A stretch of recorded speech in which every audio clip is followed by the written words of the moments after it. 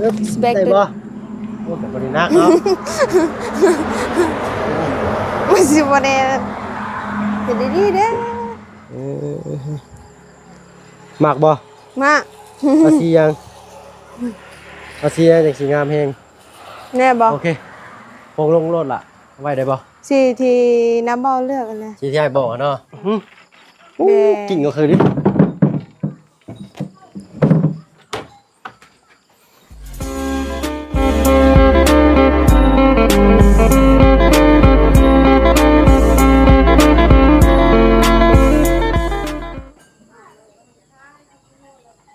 มืดอีกคือพี่น้อยเนาะ บ่เห็นหุ่งในโทรศัพท์ก็ได้ย้อนแสงหน่อยนึงเนาะขอโทษขออภัยในมันละลายพี่น้อยเนาะพี่น้อยเนาะเปิดคลิปเปิดภาพออกมาก็อยู่บ้านสองเงินซานของน้องลังในรอบค่ำพอดีทางลุงจันได้มีข่าวของมาให้ทางน้องเพิ่นโอ้ยหลายสิ่งหลายอย่างพี่น้อยแต่น้องเพิ่นเอาเก็บเข้าไปไว้แล้วพี่น้อยเนาะเจอก็ได้อยู่บ่พี่น้องไผนี่เนาะแม่นบ่พ่อน้องลังอันนี้ฮะแม่นแล้วเนาะ เนาะโอ้ยสบายดีเนาะเป็นไดจื้อพ่อได้อยู่บ่ล่ะจื้อได้เนาะเนาะใครเนี่ยแต่ลูกกับเมียยังจื้อได้เนาะเอาแซวเพิ่นไปหน่อยเนาะเอากราบทักทายได้พี่น้องเด้อเนาะกราบทักทายสบายดีหมู่เพื่อนกันเบิดสุปู่สุขคนเนาะเท่าเนาะใช้ลงล่างได้ยังเมื่อกี้นี่โอ้ยเนาะได้ยังเมื่อกี้นี่เลยเอาอะไรก็ได้เงิน ได้เงินแน่ เด้อ โอ้โธ่เนาะเอามีโชคมีลาภเข้ามาพี่น้อยเนาะทางลุงจันทร์เพิ่นเอามาให้นะฉันซะใครเอาปีมาให้นี่ จักแล้ว ปีเลย ไผจูนบู ทางว่าบุญเพิ่นเอามาแต่ทั้งตัวแม่จะเอามาเนาะ นี่บ่เอามา โธ่เนาะทางบ่าบุญเพิ่นอยากกินตำปีเคยกินบ่ตำปี ทำเนี่ยกับปี แล้วตำหัวปีน่ะ บ่เคย เนาะทางน้องลังเพิ่นก็บ่เคยทางใต้ก็บ่เคยเฮ็ดใส่แม่มาแล้วบ่แต่หางัวหาหมอมาเด้เนาะเป็นได้เตาอ่ะเอาเข้ามาไว้ในเด้อล่ะเด้อ ก็ยกมาได้ สิได้บาทดิย่อได้บาทย่อได้เฮามาฝนตกถือบ่ได้เด้นี่เตาตัวนั้นมันน้อยพี่น้องเนาะไปย่อคนละข้างเด้อ นี่สิย่อแบบจะมากจะบ่ ได้บ่ ได้ เข้าไปในกัน สิบ่ โอ้ยเฮ็ดยังนี่ ดีดีค่อยๆดีจนได้มันหักดีบ่มีแล้ว ค่อยเอาไว้อันเฮ็ดอยู่เฮ็ดกินหนึ่งข้าวเป่าไฟ เนาะ ตัวน่ะมันน้อยโพดพี่หน่อยเนาะทางแม่เพิ่นก็เลยอยากให้ซื้อมาให้น้องเพิ่นใหม่ทานนี่ก็ดังได้เป็นเดือน2เดือนบ่จักโอ้เฮ็ดยังไงนี่บ่จักอยู่บ่สิเฮ็ดนี่โอ้ครับได้ก็บ่ค่อยฮู้เรื่องเฮ็ดครับแม่จะบอกเก็บมา เด้อเขาว่า ใช่มียังแน่ ยัง จันเพิ่นมาให้เมื่อกี้นี่เนาะ ก็มันยัง มี ก็ ยั ได้ งที่ว่าเคยกินแน่โอ้เนาะได้ของฝากของต้อน นี่ดีนี่โอ้ย ยัง ปลากระเด็นคนนึกว่ามันตกสินะ ตะตื่น โอ้ตายแล้ว ตัวนี้ข่อยบ่เคยกินข่อยบ่เคยเห็น ผักเป็นผักรวมเด้อมีแต่ตำพริกกระเทียมแล้วก็เอาเนื้อสัตว์หรือว่าวัตถุดิบที่เฮาสิใช้ นี่แล้วข่อยอยากลอง อยากลองตัวนี้บ่มักกินผักอยู่บ่เจ้า หึมา มักกินอยู่บ่ผักอันนี้ผักยังแหน่เบิ่งเอาสิบ่โอ้ถือว่าหลายเด้นี่พี่น้อยเนาะใช้เอามาเบิ่งโอเคอัน จุก นี้ พังยังนี่ อันนี้ยังอันนี้ว่าข้าวโพดน้อย โอ้ยคือว่าโอ้ยอย่าเบ็ดดอก ใส่เบิ่งน้องเพิ่นเอ้า น้องเพิ่นบ่เคยอันนั้นจับเบิ่งไอ้สิบอกมาแต่อยู่ฮู้ครับจะบอกอ้ายได้จะถาม เดี๋ยว อ้าย นี้ ได้ พังยังนี่ ใช่ นี่ อันนี้เพิ่นเอิ้นบรอกโคลีบรอกโคลีคือดอกผักกาด บ้าน เขียว เฮาเนี่ยบ่เคยบ่บ้านเฮาบ่มีไปกินเลยตัวนี้เด้ เห็นบ่ ก็ มีบ่ บ่มี เป็นดอกนี่มันแบบเดียวกันเลยกับดอกนี่แต่ว่ามันคนละสีสิ น้องยังนี่ แบบเดียวกันดอกผักกะหล่ำ อืม แต่ดอกแต่ถ้าเพิ่นอื่นบล็อกโคลี่เด้ออันนี้บักพริกใหญ่พริกหยวก ตัวนี้นะผักเนี่ย เคยกินอยู่บ่ ตัวนี้นี่ แม่นบักพริก ต่อ บ่เผ็ดบักพริกอันนี้ เห็ดทางเห็ดเวียกนะเนาเมื่อนะกิน กินอยู่เนาะ อ่า บักอะไรเพิ่นเอิ้นบักพริกหยวกเด้อออันนี้เป็นเห็ดจักเห็ดหยังก็พี่น้อยเนาะทางว่าเพิ่น สบีบแล้วจังเนาะตื่น ที่นี่ แล้วก็อั มันเข่ง มะข้าวโพดน้อยมะข้าวโพดอ่อนนะมะข้าวโพดสาลีนะ เนาะครึ่งนี่งามแท้เนาะ เพิ่นจัด นี่มักเล่นนี่แหละคนมากิน มัก เว บ่ ลา มัก ต เล่นจ้ะ ำเวลาตำอย่างก็ได้แต่ว่าถ้าใส่มักเล่นนี่เพิ่นสิเก็บมักเล่นนี่ก้อน กินมักเล่นก่อนเลยเดี๋ยวมื้อหน้าเราจึงมาเฮ็ดเมนูตำ มักเล่น มักเล่นบ้านเจ้าเอิ้นมากหยังอันนี่มีบ่ นี่บ่ แม่นล่ะ มักเล่น มักเล่นคือกัน เนาะ มาเล่นบ่ มักเล่น มักเล่นภาษาไทยฮู้บ่เอิ้นหยัง หมู มะเขือเทศว่าซั่นซะมะเขือเทศ อันนี้ได้เคยกินอยู่บ่นี่จิ้มส้มนี่ ตัวนี้เหรอ แม่น ถ้าตอนนั้นไอ้เฮาเฮ็ดเวียกก็คือกินเบิดแหละตัวนี้ อืม กับตัวนี้ เลยเคยกินแต่พริกหยวกกับแครอท ก็ สีส้มๆนี่ก็เด้อแครอทเด้อ มันจะได้เนี่ย อันนี้ผักกะหล่ำ กะหลำเป็น ผักกะหล่ำม่วง อ่า ต้มใส่หม้อนี่สีม่วงน้ำมันเป็นสีม่วงเลยสองอันเนี่ยนี่เป็นประโยชน์ดีมีประโยชน์นี่มีถาดเล็กบ่เพิ่นเอิ้นจักอีช่างอย่าไปเอานะถ้าว่าเพิ่นก็บ่จื้อซ้ำแล้วเนาะแต่บ่เพิ่นก็มากินทั้งสองภาคเลยสองภาคนี้แล้วก็พริกหยวกผักว่าเรื่องผักนี่มักเบิดเลยพี่น้อง แซ่บคือกันบ่ผักตัวนี้บ่ โอ้แซ่บได้ มันบ่ได้ ขึ้ เค็ น ม อยู่กับผู้มัก มันเค็มแล้ว บ่เค็ม บ่มากว่า แต่ว่ากินครั้งแรกนี่เขาต้องเฮ็ดให้มันแซ่บเราจึงสิมักแต่ว่าเฮ็ดครั้งแรกแล้วมันบ่แซ่บเฮาก็สิกลายเป็นบ่มักเลยบัดเพราะว่ามันบ่แซ่บเด้มีหยังอีกเจ้าอยากฮู้ออกมาเบิ่ง แต่มันเบิดแล้วเด้หมดหูแล้ว เบิ่ฮู้แหละ ก็สิ มีทั้งลุงชื่อพริกปิ้งนัวพี่น้อยเนาะเต้าแล้วก็มีปลานิลฮอทดอกลูกชิ้นเนาะแต่ฮอทดอกลูกชิ้นนี่เคยกินอยู่เนาะ เคย เคยอยู่เนาะแต่ก็เพิ่งเทื่อนึงบ่ โดยเดินๆเทื่อนึงกินก็บ่ค่อยมีหลายนะ เนาะเอาก็ เมือง ประมาณนั้นได้อพี่น้องเนาะกินชุมื้อหลายก็บ่มีเงินเนาะ งามแท้เนาะ งามบ่ จักเท่าไหร่เพิ่นสิ30บ่หรือ40หรือ50 มัน นี่แห ก็ ละ มันเป็นแสนแล้วเนาะ มันเนี่ยบ่ฮอดน่าสิ40นี่แหละประมาณนี้60นี่แหละประมาณนี้พี่น้องเนาะผัดนี่ใส่ไก่ใส่หมูก็ได้ ข่อยอยากกินข่อยอยากลองตัวนี้ ตัวเขียวนี่ อืม รสชาติสิเป็นอ่าหวานๆกรอบ อืม ๆยำในรัง แซ่บ แซ่บแซ่บบ่ เลยวันๆกรอบๆนี่แซ่บ แต่เอารสหวานหน่อยหนึงเนาะ เป็นตัวนี้คือกินแล้วหวานเค็มๆหน่อยนึง พริกหยวกในบ้านอ่าพริกหยวกพริกชี้ฟ้าพริกชี้ฟ้าเป็นว่า มีมาถ่ายรูปกัน พริกชี้ฟ้ามันนี่ มึงขาดแล้วเพื่อน เออยันบ่ฮู้หมูแรงอยู่นี่ โบ่ เนาะแต่ต้องเฮ็ดมันสุกเด้อล่ะเด้อกินได้แต่ต้องเฮ็ดให้มันสุก หืม เฮ็ดให้มันสุกว่ะ แม่นบ้านเฮาก็บ่เคยเฮ็ดบักอันนี้นะ บ่เคยมีปลูกบ่มักเล่นได้บ้านจะปลูกบ่ ตอนนั้นก็ปลูกข่อยก็ปลูกตอนนั้น ปลูก ตอนนั้นกินได้หลาย ต้องปลูกเอาเองมันถึงจะกินหลายเด้อ น่ะแต่เดี๋ยวนี้บ่ตายแล้ว ดินเพราะว่าดินทางนอกเป็นดินงามหลายพี่น้อยเนาะดินงามปลูกหยังก็งามปลูกพวกอันนั้นนี่งามคักพวกไม้ยืนต้นเนาะสวนหลายเพิ่นสิปลูกไม้สักทองแน่พี่น้อยเนาะปลูกคือสิพุ่นนะไม้สักทองแล้วก็ยางแล้วก็มันต้นกล้วยเนาะส่วนหลายจะเป็นต้นกล้วยหลายกว่าแล้วเกิดมาแล้วมันงามเลยต้นกล้วยได้มันบ่ได้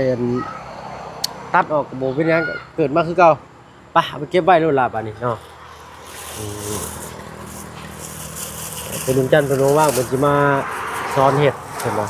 โดยเพิ่นสิมาสอนเฮ็ดกะเบิ่งทำเพิ่นน่ะก็ได้ เบิ่งแล้วตามเพิ่นเฮ็ดบอกกันแหล้วเนาะเพิ่นบอกจืออะไรบอกเทื่อเดียวได้ เอาเท่าใด บอกเทื่อเดียวได้ป่ะ บอกทีเดียว แม่นต้องจื้อได้ ก็บ่มีเด้ก็บอกทีเดียวก็ได้ เพราะว่าต่อไปมันจะบ่มีแล้ว เออ มีแต่เธอเดียว เลยอันนี้เป็นปีทั้งบาบุญเพิ่นอยากกินตำปีพี่น้อยเนาะ ถ้าเฮาตำบ่เป็นให้เพิ่นมาตำให้เพิ่นก็แล้วกันเนาะอันนี้นี่ต้องเก็บไว้บ่เป็นหยังพ่อเป็นหยังนอนอยู่รถอยู่เลยบ่เป็นหยังห้ามขึ้นหน่อยหนึงเนาะพอเราย้ำออกอีกแล้วนอนดูได้พอเป็นหยังดอกมา อย่าแล้วเนาะ ห้ามขึ้นดีป่ะยันงัวเหยียบห้ามได้บอกไปห้ามอยู่ว่าห้ามขึ้นข้างไว้ดีป่ะได้บ่โอ้แต่บ่ได้นักเนาะ มันสิบ่ได้เป็นดีเด้อ ยังไม่อีก นี่ ดีแล้วมันเป็นใบตูบุงเยี่ยมเนี่ยโอ้งามเลยงามบ่ เอ้ย ใส่มาจับเบิ่งอยู่ มันก็บ่เห็นเลยข่อย เป็นรูปเป็นลายเป็นหนีบมือได้ บ่ได้มี โอ้งามแห้งกันเลยเนาะงามบ่เนาะ งาม งามเนาะหมักบ่ มาก เอาสียังเอาสียังจังสีงามแห้ง แน่บ่ โอเคโป่งลงโลดล่ะไว้ได้บ่ สิที่น้ำเบาเลือกกันเลย สีที่ให้บอกเนาะ โอเคคุณจักใบนับแล้ว นับแล้ว14 4เนาะ 7 ปองเนาะ ตัวนี้เราบ่ได้ยกขึ้นแล้วก็บ่ได้ อันนี้คือกันแล้วยันนี่ก็มันบ่เหยียบบ่รีบอู้หนัก ทุกการนั่นข่อยจิกข่อยยก โอ้ อยู่บ่ พระราชพระราชล้างข่อยก็คือขาดแล้วบ่จักเลยยกขึ้นละยกขึ้นได้นึงโอ้มันโลกโอเค โอเคอันนี้ขี่แม่ขี่แม่เห็ดที่ลึกเรือลีนี่ใส่โถ่ฟองอีเด้อยู่โอ้ใส่เบ้เจ้าคือมาขี่ขักขี่ดีแค่นี้ เบสงอกไปเลย เบ้กิ่งก็เคยดิ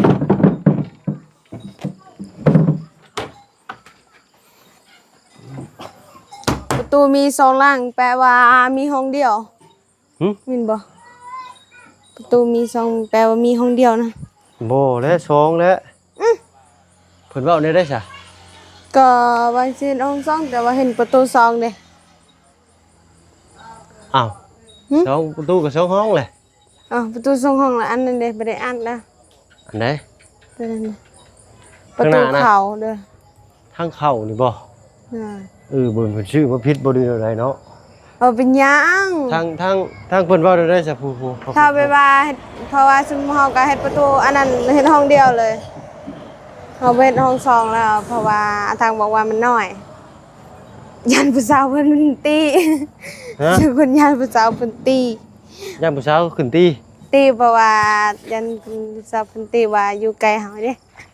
อยู่ไกลเฮาแล้วก็นอนบ่ได้ อ้าวแล้วสิไปนอนได้บาดนี่ แล้วไปหยังล่ะเพิ่นก็นอนอยู่นี่แล้วค่อยนอนอยู่นอกก็ได้ นอนอยู่นอก ให้นอนอยู่ห้องเลย อะไร พ่อแม่ก็นอนอยู่ตู้นั่นแหละ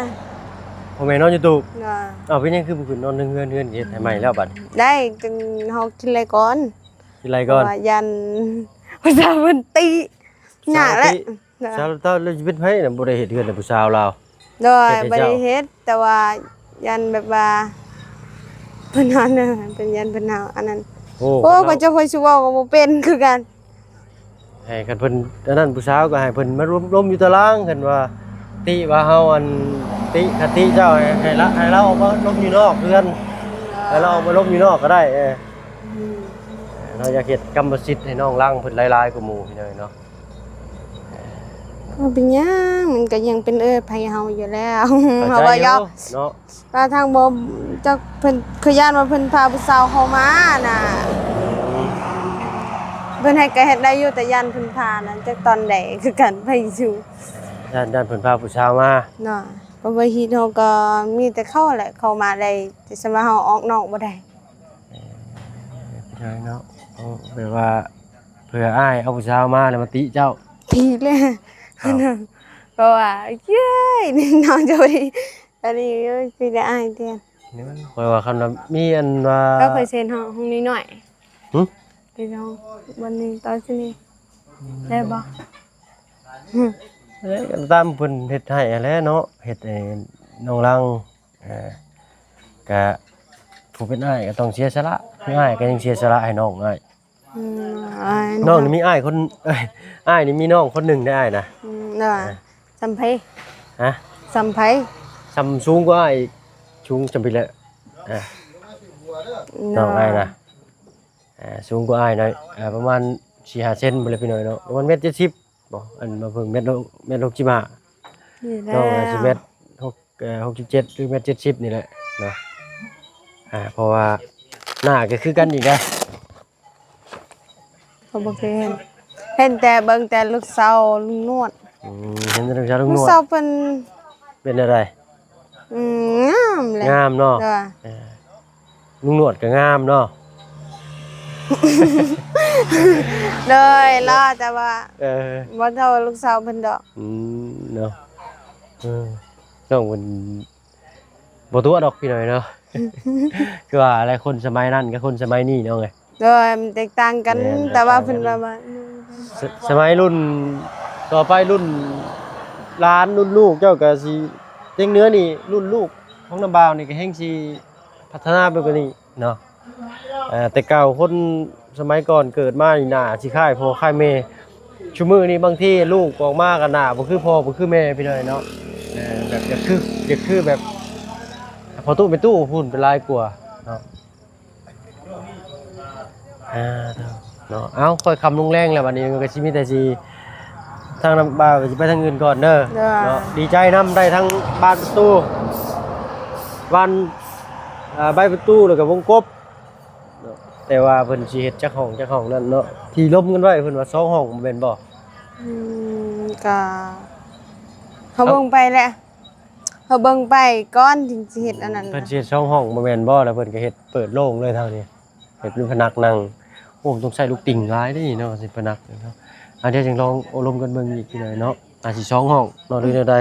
ไปสำหรับคลิปนี้ทางบ่เพิ่งเนี่ยน้องลังขอตัวลำลาแล้วล่ะไป สบายดีเด้อ น้องน้ำบ่าวเข้าไม้นี่โอ้ยุงกัดยุงกินพี่หน่อยเนาะเนยถ้าพี่หน่อยเนาะเอาให้ทั้งหมู่คู่เขามาอบรมน้องๆเพิ่นตื้อกันแล้วกันพี่หน่อยเนาะระวังคนหลักเด้อหมู่แรงเด้ออย่าให้แพ้มาหลักเอาเด้อหมู่แรงเด้อฮะ บ่กล้าเด้อ บ่กล้าหรอกเนาะสินอนรับอยู่บ่ มาบัดเดียวเลย สบายดีท่านอาจารย์เด้อสบายดีจ้ะสบายดี โอ้มาครบเบิดแล้วบ่นี่บ่เพิ่ง โอ้ทางลุงหนวดเพิ่นจัดการ ครบนี่ได้ เนย บ้านเนาะ เนย โอ้ย เพิ่นเฮ็ด2ห้องบ่หรือห้องเดียว2เอ้ยเนาะบ้านเนี่ยประตูใหญ่2แน่ เพราะว่าแม่นต้อง ในประตูทางเข้า ต้อง มี สองอันประตูบ่ได้มีทางเข้าได้ อ๋อแบบเปิดโล่งแบ เพ บ ราะว่า เป็นระเบียงนั่ง เพิ่นสิเฮ็ดเป็นตัว L ติ อ๋อสไตล์เฮือนน้องน้ำ แม่ ประมาณ น นั้นเนาะ นั่น แต่ น่ะ สิ สิ มี เฮือน แซกมีแซก เฮือน เฮือน น้ น้ อ อง ง น้ำ น้ำ แล้วก็มุมนี้น่าสิเป็นระเบียงบ่ต้องถามบ่ อ๋ จั อน2ห้องนั่นเนาะ เนาะ เด้อ แต่มุมนั่นน่ะสิเป็นห้องนอนอีกห้องนึงแล้วก็มุมนี้สิเป็นห้องเขานี่เขานี้แล้วก็เป็นโล่งเลยนี่เพราะว่ามุมนี้น่ะสิเป็นโล่งเลยคิดว่านี่โล่งยาวไปพุ่นเลย เด้อ ห้องนึงสิเป็นห้องนึงมองนี้สิเป็นระเบียง เด้อ มองนั่งเนาะประมาณนั้นคิดว่า ห้อง2ห้องอยู่หั่นอันนี้เป็นยาวเลย ก็สิประมาณนั้นติหรือว่าจังใดครับถ้าเบิ่งนำกันนั่นแหละพี่น้อง โอ้ เอ้ย เขาว่าคักนี่2ห้องสิเนาะ โดย เป็นโล่งคักอยู่ได้เนาะเอาถ้ารุ่นเบิ่งนี่ เพ กัน ราะว่า เนาะ ถ้าเจ้าบ่นั่นผลกระซัก แม่นแหละ เนาะ มัน ถ้า ต้อง ใส่แอมเมียนแล้วก็ใส่อันหน้าต่างมันมีเนาะ เหนื่อย แต่เวลาผลอิหยังมามันก็บ่เข้ามุมนี้พี่น้องเอ้ยนะ ได้ เอาไว้แต่มุมนี้เห็นบ่ เอาไว้ตัวนี้ได้นี่ เอาไว้แต่มุมนี้สระเบียงมุมนี้ ได้ เนาะ อย่างในระเบียงข้างหน้านี้ ระเบียงมุมนี้พี่น้องเอ้ยเนาะนี่ระเบียง อ่า กับมุมนี้ก็สิเป็นมองทางพื้น บันไดลูกติ่งนี่นี่เหนื่อยทางลุงหนวดเพิ่นนำมาให้ทางว่าเพิ่นยัง มีเบิ่งเฮาก็นับเบิ่ง ลองเบิ่งก่อน 1 2 3 4 เจ็ด 5 6 7โอ้แม่นแล้วนี่อันนี้นับมาทั้งหมดว่า เหนื่อย 1 2 3 4 5